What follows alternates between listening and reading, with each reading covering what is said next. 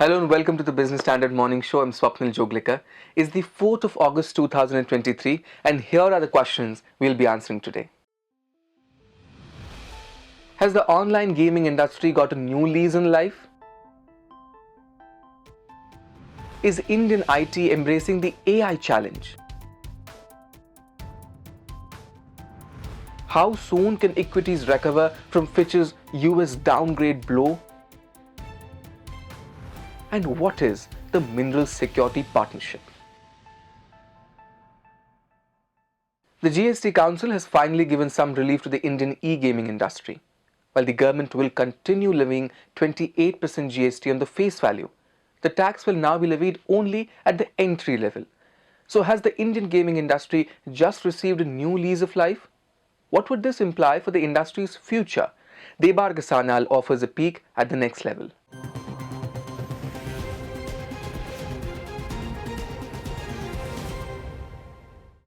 In its last meeting held on July 11, the GST Council had decided to levy a uniform 28% tax on the full face value for online gaming, casinos, and horse racing. It threw a shadow of uncertainty on the future of e-gaming in India. Industry bodies were cautioning against mass job loss, imminent shutdowns of most medium and small gaming companies, and a setback for the industry overall. In its 51st meeting on Wednesday, August 3, the Council, however, softened its stance and brought in some relief for the nascent industry. While the government will continue levying 28% GST on the face value, the tax will now be levied only on the initial amount paid on the game and not on the total value of each bet placed. Now, GST would not be applicable on the winnings, which could be used to place further bets. Gaming companies pay tax on something called GGR.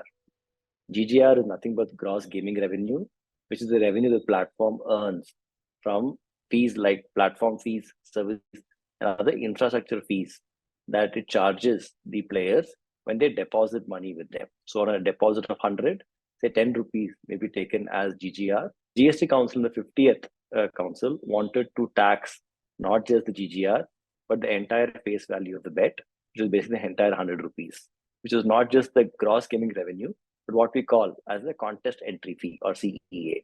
That luckily has been revised now to say tax be not on the contest entry form, but on one-time levy of the deposit made by the user with the gaming company. So any winnings coming out of that, any subsequent use of this money for playing further games will not be taxable.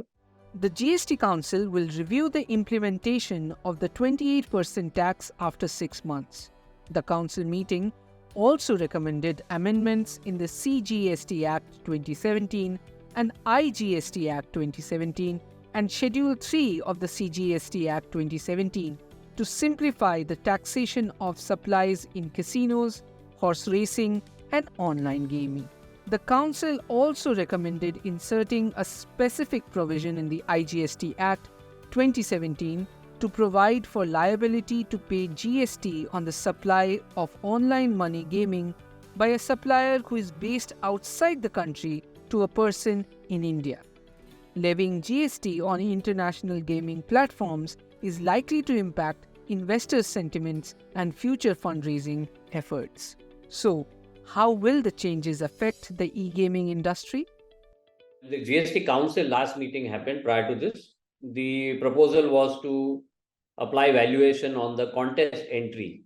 So that would mean repetitive taxation, and that I think has been addressed. We are grateful for that. In the earlier, if on the contest entry, the upside in taxation would have been close to about 1100%. However, with the introduction or with the decision to move it to deposit level, the percentage upside from current levels will be about 400%.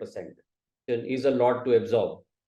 The long tail of MSMEs and startups would unfortunately and inadvertently run out of business. With an increased tax liability of 400 to 500%, what strategies should the industry follow in the near future? the lesser interest in the sector, the investment prospect of the sector, and the excessive compliance from a regulatory standpoint would be something which the companies have to re-strategize about and think through as to how they want to cope with it. And finally, how have the tax implications changed for the gamers themselves? As a gamer, earlier, I would contribute 100 rupees. On a 10 rupees, there would be a GST of 1.8 rupees, which would be there. The remaining amount, say 88 rupees, would get put into a pool. And I had a high chance of being able to get distribution of a significantly higher amount than what I have contributed.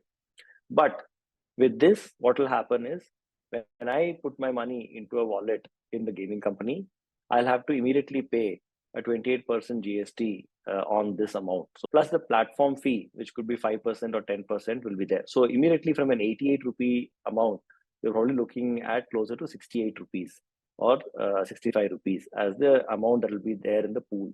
And the skill required to be able to earn back the money that you invest is probably going to be higher.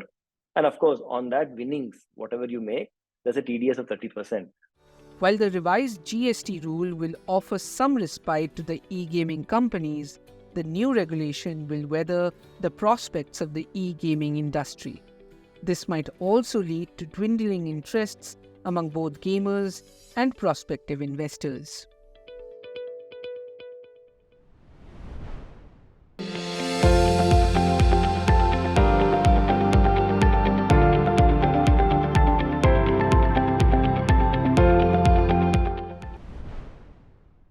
Artificial intelligence, meanwhile, is revolutionizing online gaming too. Improved user experience, interesting environments, and more complex challenges are taking the games to the next level. Clearly, AI is here to stay. The Indian IT sector is deploying it too. But what is the nature of Indian IT's embrace of AI? And how is the industry approaching the sector? Bhashwar Kumar brings you the answers.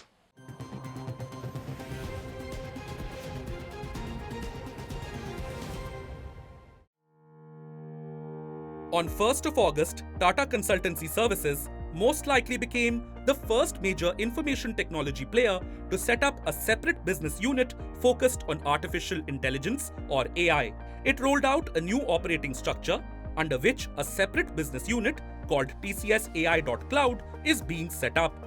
It will also have its own sales team and profit and loss statement. At its FY24 Q1 results briefing, TCS said that it had signed over 50 proofs of concept on Gen AI during the quarter. And the company had 100 more offers in the pipeline.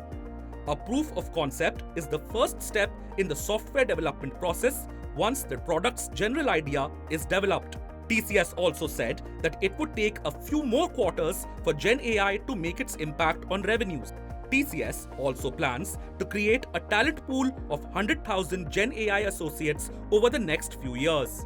Another major IT services player, Wipro, had in July announced the launch of Wipro AI 360, which the company describes as an AI-first innovation ecosystem with the stated goal of integrating AI into every platform, tool, and solution used internally and offered to clients. Wipro also committed to making a $1 billion investment in advancing AI capabilities over the next 3 years. Infosys too jumped onto the bandwagon in May when it announced the launch of Topaz, an AI-first set of services, solutions, and platforms using Gen AI technologies. AI itself is not a new thing for Indian IT. TCS's AI platform approach began with Igneo's launch in 2016. It went on to reportedly become the first such Indian platform business to have crossed $100 million in revenue. Cognix, another AI-based platform from TCS, saw 28 large deals in FY23, up from 19 in FY22. Overall, India's IT services players have been working on AI for years, with the primary focus being on automation. However, the launch of OpenAI's chatbot, ChatGPT, in November of 2022 has brought Gen AI and discussions around both its potential and pitfalls to the fore. While Gen AI is all the rage now, concerns over its implementation, ranging from ethical considerations to security impact, are also being hotly debated. For example, companies aren't sure if adopting an off-the-shelf Gen AI product is good for data privacy. Alphabet Inc. has even cautioned employees about how much information they can share with chatbots, including its own Bard. Companies across the globe are racing to define their Gen AI strategy and develop proofs of concept for specific solutions. Amid this rush, experts Business Standard spoke to indicate that Indian IT is adopting a cautious and measured approach. Generative AI concept is a little bit new, and I see that Indian IT service providers are taking a cautious approach. And they are in a kind of wait and watch kind of a mode at this point in time from that perspective, wherein they should come out quickly with a lot of use cases around generative AI and try to impact and influence the market rather than holding it for some time. We do not know how it will disrupt the market, positively and negatively, and what is going to happen next with it.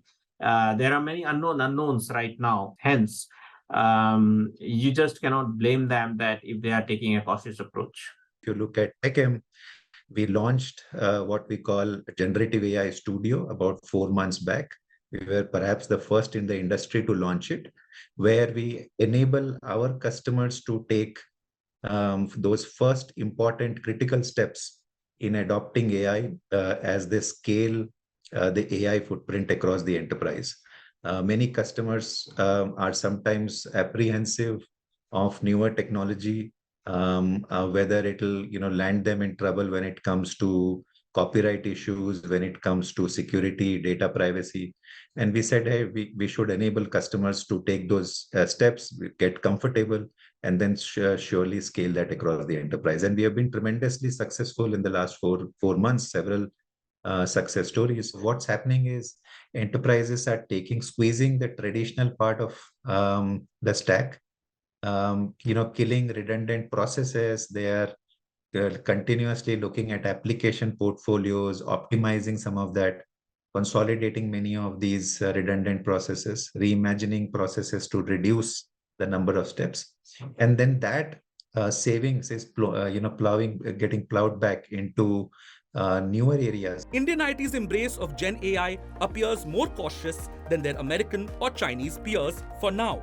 In China, Baidu Inc. has claimed that its Ernie bot has outperformed OpenAI's model on select parameters. Ant Group and JD.com have also jumped into bot building. Back home, Indian companies are mostly leveraging existing models by way of application programming interfaces. But experts are still unanimous in the view that Indian IT is bullish about the revenues Gen AI could bring. According to Bloomberg Intelligence, the global generative AI market is projected to grow at a CAGR of 42% to $1.3 trillion over the next 10 years, from just $40 billion in 2022. As such, there are a number of concrete steps that Indian IT players need to take. First, definitely is the chip or the infrastructure of the cloud. Okay, what is required to run this large models or compute intensive models? Most of the work which has happened is mostly in US, right, or outside India. If you see the other side, the CDAC, right? So see from government side, CDAC is one very good initiative. I think CDAC has something called Aravat, which is coming in, and that is giving compute for various research and innovators. But is that enough? I don't think. I think we need a lot of pump in of GPU infrastructure. They have to leverage compute providers who can help them build this global products or services. Second, I think the foundation model, right? Foundation model, as I was saying, open and closed. Most of the work has happened across different parts of the globe, and India is still consumer. We need to work on India specific LLM, right, or India specific context LLM, right? Now that can be multi-model, that can be language oriented. We have 22 languages, right? So are that getting covered? No, I think we need that getting covered. We need context getting covered, right? And we need to focus on use cases which are Indian, specific use cases, right? These are still early days in Indian IT's tryst with Gen AI and the latest AI models. But they are busy laying the groundwork which could one day see an Indian IT major building its own large language models and consumer Gen AI programs like Bard and ChatGPT. Most IT stocks were in the red on Thursday as key benchmark indices fell for the third consecutive day. Global markets too are shaken after the US's credit rating downgrade by Fitch ratings. So, when will the street recover from this blow? And how long will the rebound take? Puneet Wadhwa answers in our next report.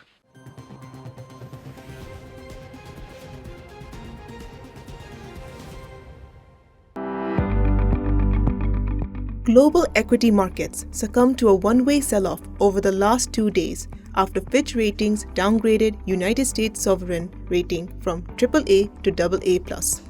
The Wall Street too felt the heat from the BSE Sensex and NSE Nifty dropping over 1% each in the last 2 days. This comes after a knee-jerk reaction on Wednesday that saw most global markets lead. However, brokerage Morgan Stanley's rating upgrade on India to overweight helped stem the fall in the Indian bourses on Thursday. That said, analysts are not worried about the fresh bout of selling, which they believe is a knee-jerk reaction, according to VK Vijay Kumar of Geojit Financial Services. The credit downgrade does not alter the macro and fundamental factors driving the global rally as the United States economy's soft landing narrative remains intact. With strong GDP and easing inflation in the United States, the sentimental impact of this downgrade will likely fade away soon. Meanwhile, the last time the United States saw a downgrade from a major rating agency was over a decade ago in 2011, when S&P cut its credit rating to AA+ from AAA. Back then, it took United States and Indian equities over a month to get back to their feet. In the 1 month after the downgrade, the S&P 500, Dow Jones, and Nasdaq indices lost over 2% each. Back home, the Sensex and the Nifty 50 dropped up to 3.7% during this period, while the Nifty Bank Index took the sharpest knock of 7.2%. That said, analysts say the move by Fitch Ratings is more symbolic in nature, as the reasons for the downgrade are already well known. So I'm saying these are downgrades basically, but it's more symbolic in nature than anything else. So why the world is reacting is basically, I think world has done pretty well basically in the last 2-3 months. And they want a reason for basically to take away profits. So as you know, basically every new high, people are not comfortable seeing what's really happening. Is it sustainable, not sustainable? So I think that's where all this issue is there. Maybe another 200, 300 points down from here and things will settle down. Some or the other keeps on coming out. So inflation, if it continues to go down in the US, that will trigger basically things that that there will be no more rate hikes. And that will indicate basically that it might be a soft landing in the US. Because we look at it, most of the things in the US, most of the growth parameters still continue to be strong in the US. So if those things basically, any of these numbers come out, I think things will start going back to normal. Thus, analysts are convinced that Fitch's US credit downgrade is not something that investors should fret about. And the markets, they believe, will eventually turn around going ahead. Today, on August 4, the Wall Street action will be dictated by global sentiment and Q1 earnings of Britannia, M&M, IDFC, and Delivery, among others. He's making plans for an early retirement. Business Standard. After stocks, let us see what is happening in the corridors of Parliament. It passed a bill on Wednesday allowing the private sector to mine 6 out of 12 atomic minerals, including lithium. Minerals, it seems, are the new oil. A race is on to find and tap mineral mines across the world to fuel electric vehicle production. The country also recently joined the Mineral Security Partnership, a US-led alliance of 13 developed countries. But what is this alliance all about? What is its purpose? Rimjim Singh explains.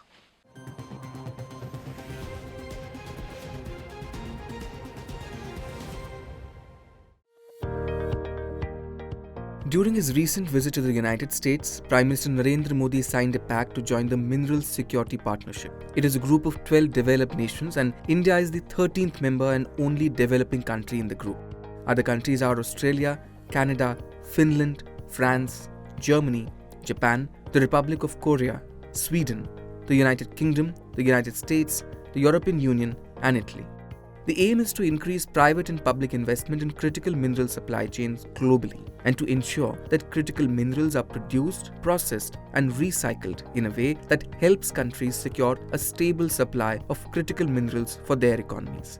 One of the key aims of this group, which was formed in 2022, is to reduce the dependence on China for critical minerals. China is the major global supplier of rare earths, which is a group of 17 minerals that are indispensable to advanced technologies. In 2022, China accounted for 70% of world mine production of rare earths. In July this year, China imposed export restrictions on gallium and germanium products used in computer chips and other components. In 2010 too, China had restricted exports of rare earths to Japan after a territorial dispute. So the focus of this group is primarily on the supply chains of critical minerals such as cobalt, nickel, lithium, and the 17 rare earth minerals. These minerals are key building blocks of advanced technologies such as mobile phones, tablets, electric vehicles, solar panels, wind turbines, fiber optic cables, and defense and medical applications. Many critical minerals, including rare earth minerals and metals such as lithium, gallium, tellurium, and indium, are central to high-tech sectors. According to the International Energy Agency, the major producers of critical minerals are China, the Democratic Republic of Congo, Chile, Indonesia, South Africa, and Australia. China has global dominance in terms of processing. The Economic Survey 2022-23 had pointed out that India needs a multi-dimensional mineral policy to address the issues posed by the uneven distribution of rare earth elements. The new law on mining is likely to address it.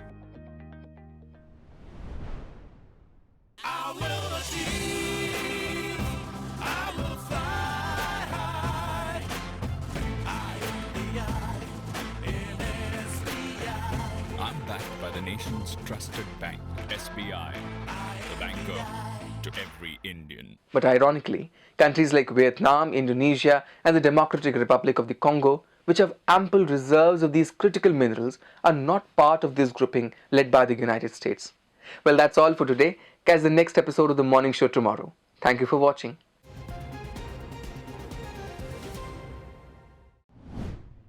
If you like this video, share it and subscribe to Business Standard. For more news, views and insights, log on to www.business-standard.com. Do also follow us on YouTube, Twitter, Facebook, Instagram, Telegram and LinkedIn.